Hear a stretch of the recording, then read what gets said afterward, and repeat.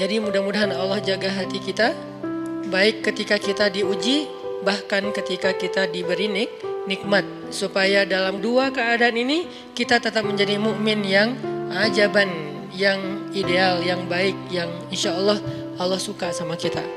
Kalau diuji sabara fakana khairallah, kalau diberi nikmat syakara fakana khairallah. Kalau dia diuji dia bersabar dan itu kebaikan untuk dia. Ternyata diuji ujung-ujungnya baik. Lewat apa ujian menjadi kebaikan? Lewat sabar. Bukankah Allah bilang wabasyiris sabirin? Sampaikan berita gembira kepada orang yang sabar. Ada banyak kebaikan yang Allah sediakan untuk orang yang sabar kalau dia sabar. Dan kalau diberi nikmat syakara. Kalau diberi nikmat dia bersyukur. Fakana khairallah. Kenapa nikmat kok menjadi kebaikan? Maksudnya dengan dia bersyukur Allah tambahkan kebaikan itu. La in syakartum la azidannakum. Jadi orang beriman itu kayaknya hidupnya tuh harusnya sih nggak ada bete-nya. Hidupnya tuh nggak ada istilah, aduh hari ini gue kayak rugi banget nih. Nggak ada orang yang beriman rugi. Kan hidup kita tuh di antara dua itu kan. Cuman varian ujian itu aja macam-macam. Varian ujian itu misalnya kalau di surat Al-Baqarah Allah menyebutkan 3 varian ujian kan. Ba'sa, dharra, zulzilu. Ujian fisik, ujian harta. Harta ini termasuk karir, kerjaan, usaha, bisnis. Dan ujian zulzilu, ujian perasaan termasuk diputusin. Atau orang yang dekat sama kita jadian sama yang lain. Atau mungkin di unfollow oleh ya gitu deh. Saya kalau udah ngebahas bab ini agak gimana gitu. Jadi 3 varian ini masuk kategori apa? Masuk kategori ujian. Tetap aja 2. Kalau nggak ujian nikmat. Antara 2 itu nih.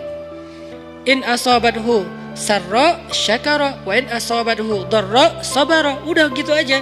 Dan nanti bahkan sampai ayatnya gini. Alladzina yunfiquna fis sarra'i wad dharra.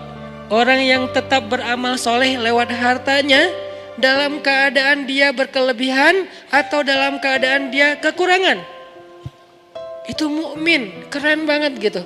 Dia tuh nggak pernah kehilangan kesempatan berbuat baik. Baik beramal soleh ketika dia dalam keadaan dikasih nikmat maupun beramal soleh ketika dia dikasih ujian, tetap aja beramal soleh. Contoh yang ayat tadi. Yunfikuna fis sarra, berinfak dalam keadaan sarra, dalam keadaan bahagia, senang, lagi dapat untung gitu kan. Ataupun yunfikuna fid dharra, tetap berinfak walaupun dia dalam keadaan dharra, dalam keadaan susah. Dalam keadaan dor itu kan bahaya. Ini kalau saya infak nih bahaya nih buat saya nih. Kalau saya kasih nih saya kayak nggak ada tabungan buat mahar nih. Kalau saya kasih ke dia, terus saya gimana? Gitu kan? Ini dor banget nih, bahaya banget nih. Tapi dia tetap berinfak. Siapa yang mencontohkan hal seperti itu? Selain pastinya Rasulullah udah gak diragukan lagi. Yang jadi kayak simbol berinfak walaupun dia butuh. Orang-orang Ansor. Yu'thiruna ala anfusihim walau kana bihim khasasah.